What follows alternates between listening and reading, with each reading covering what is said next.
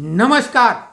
आज ये वीडियो राजनीति के उन विषयों को लेके बना रहे हैं जो मुख्य चैनल, पत्रकार, बड़े बड़े धुरंधर, राजनीतिक पंडित और ज्योतिषाचार्य मिलके जो टीवी चैनलों में आके या यूट्यूब पर आके जनता को बरगलाने की कोशिश करते हैं।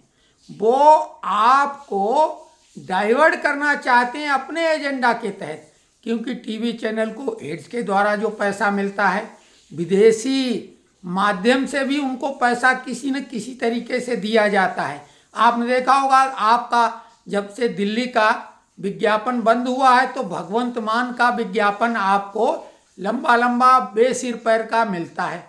और आपने ये भी देखा होगा, आपका अदना सा कोई व्यक्ति अगर टीवी चैनल पे होता है तो उसको ज़्यादा वेटेज दिया जाता है। आपके इतने भ्रष्टाचार जो हर दिन कोई न कोई नया आता है, और ये टीवी चैनल उसके बारे में मौन धारण करते हैं, आंखों में पट्टी बांध लेते हैं, कानों में रुई डाल लेते हैं। तो राजनीति की पैतरेबाजी, दांवपेच, व्यूह रचना, रणनीति हालांकि बता पाना बेहद कठिन होता है, लेकिन हमने पिछले अपने वीडियो के द्वारा जो भी कुछ बताया वो बाकी सबके मुकाबले में ज़्यादा सटीक और तथ्यपरक साबित हुआ है। तो अब हम बताने जा रहे हैं 2024 लोकसभा चुनाव के लिए जो INDIA एक अलायंस बनाया गया, क्योंकि उन्हें मालूम है कि भाजपा को हरा पाना उनके बस की बात नहीं है। तो जिस तरीके से बाढ़ से बचने के लिए एक दूसरे के विरोधी लोग भी किसी पेड़ पे शरण लेते हैं और एकजुटता का प्रदर्शन करते हैं, ये कुछ वैसी ही एकजुटता है INDIA के। ये देश में किसी भी मामले में सरकार के सहयोगी नहीं होते हैं। अभी बिल्कुल हाल ही का मामला जो मालदीव का है, उसमें भी ये हमारे देश के साथ न हो के मालदीव के साथ नजर आ रहे हैं। तो ऐसी स्थितियां हैं कि INDIA खुद मानता है कि वो मोदी से मुकाबला नहीं कर सकता है, लेकिन उनकी यही सोच है कि हम सब एकजुट होंगे तो हमारे सारे वोट एक साथ आ जाएंगे और हम मोदी को हरा लेंगे। विदेशी फंडिंग जबरदस्त है, जॉर्ज सोरोस का पैसा भरपूर आ रहा है, चाइना भी पैसा दे रहा है। आपने देखा कि राहुल की जो न्याय यात्रा है वो अंडमान जो है अरुणाचल प्रदेश से नहीं शुरू होगी, क्योंकि चाइना उस पर अपना दावा ठोकता है। और सभी जानते हैं कि कांग्रेस चाइना की फंडिंग ले रही है, चाइना के एजेंडे पे काम कर रही है। तो वो उनकी न्याय यात्रा जो पूर्ववर्ती राज्य अरुणाचल प्रदेश है सबसे बड़ा, वहाँ से न शुरू करके कहाँ से शुरू कर रहे हैं, मणिपुर से, क्योंकि उनके एजेंडे को सूट कर रहा है। वो जो आग भड़की थी वो कांग्रेस की ही लगाई हुई थी, उसी में उन्होंने तेल पानी डाला था। खैर, ये सभी आप लोग भी जानते हैं, और जो भी हम कुछ बताएंगे नया नहीं बताएंगे, केवल तथ्यों को हम ऐसा रखेंगे कि आप कहोगे हाँ ये तो हम भी मान रहे हैं, ऐसे ही होगा। पहली बात कि INDIA मोदी की ताकत से डरा सहमा है, वो अपनी हार का ठीकरा EVM पर फोड़ रहा है। तो अभी तक जैसा लग रहा है होटल में पार्टी वगैरह, पिकनिक टाइप से होटल में मनाने की पार्टियां करने के अलावा अभी कोई भी रिजल्ट नहीं निकला।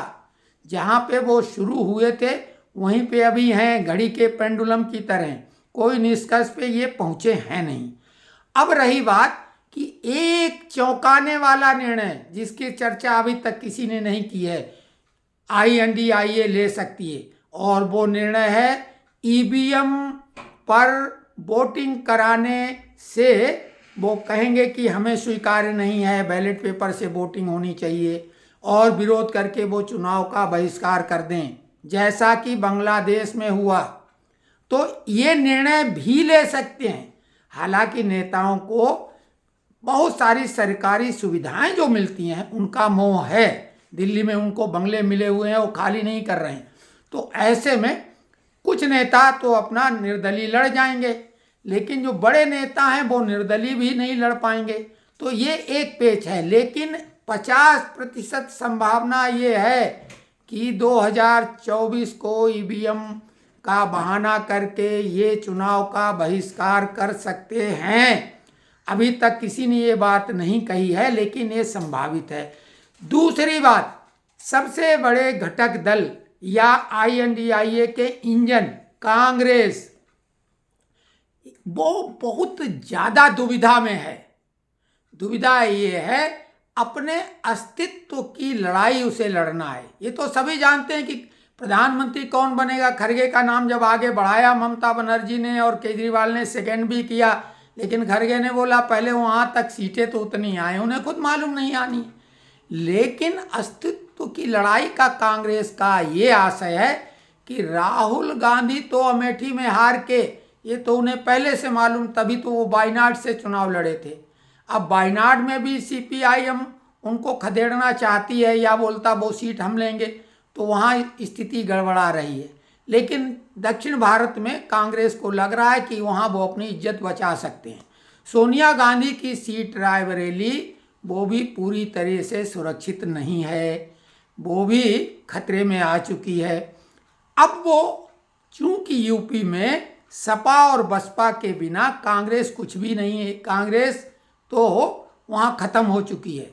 रायबरेली की सीट के लिए ही वो सपा से अगर गठबंधन करेगी तो केवल रायबरेली के लिए, रायबरेली से सोनिया गांधी तो लड़ने की संभावना बेहद कम है। दादी की नाक कही जाने वाली प्रियंका गांधी वहाँ से लड़ेंगी और दादी की नाक प्रियंका गांधी बकरी बन के रह जाएंगी, क्योंकि जीतना बेहद कठिन है।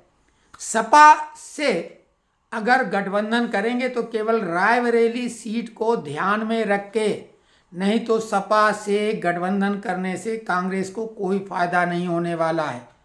सपा उन्हें एक तो सीटें बेहद कम देगी जो कि अपमानजनक होंगी, और कांग्रेस ऐसा करेगी नहीं, तो सोनिया तो दक्षिण भारत निकल जाएंगी। राहुल के मार्ग में बाधक बनी प्रियंका को किनारे कर दिया जाएगा रायबरेली में चुनाव लड़ाकर। BSP से कांग्रेस का गठबंधन हो सकता है, और BSP से इसलिए होगा कि BSP इनको एक तो ठीक ठाक सीटें दे देगी, दूसरी बात अन्य राज्यों में भी BSP का वोट SP के मुकाबले में ज़्यादा है। राजस्थान में ही BSP की अच्छी पैठ है। पूरे भारत में थोड़ा बहुत वोट SP के मुकाबले में BSP का है। तो कांग्रेस INDIA में, अगर INDIA थोड़ा बहुत बचता है तो BSP को लेना चाहेगी, लेकिन इधर जब सपा विरोध करेगी यादवों का तो RJD पे भी फर्क पड़ेगा, तो वहाँ पे भी दिक्कत हो रही।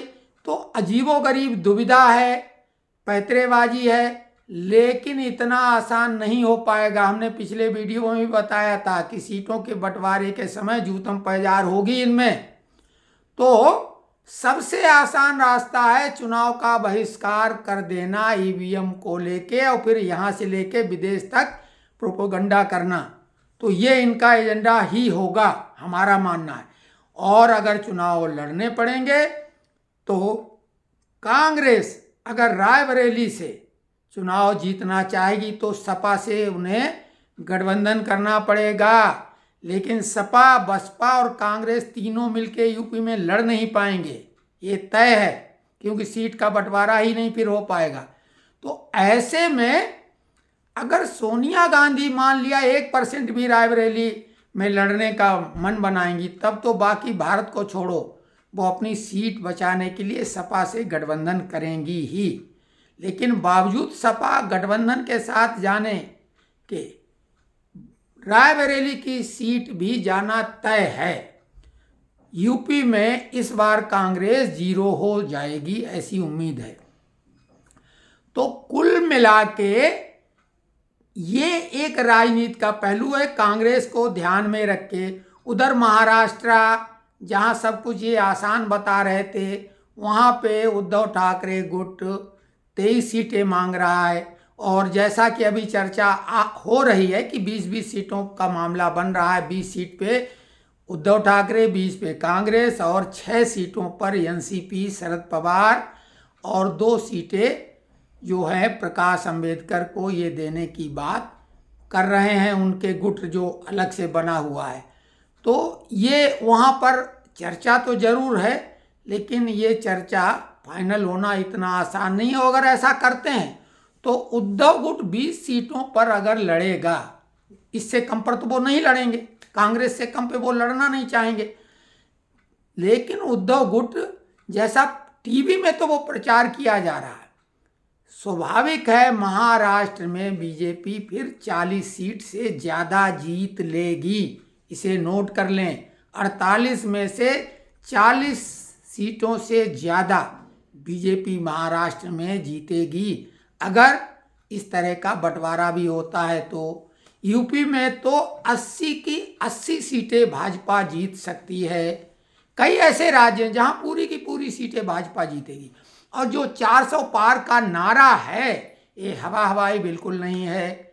400 के करीब या पार अपने एनडीए के कुनबे के साथ भाजपा जा सकती है। और कैसा भी चुनाव होगा भाजपा अकेले 300 से ज़्यादा सीटें जीतेगी। तो ये है अभी का राजनीतिक पूरी तरीके से परिदृश्य जो संभावित है वो, और ये किसी दबाव में बिल्कुल नहीं है।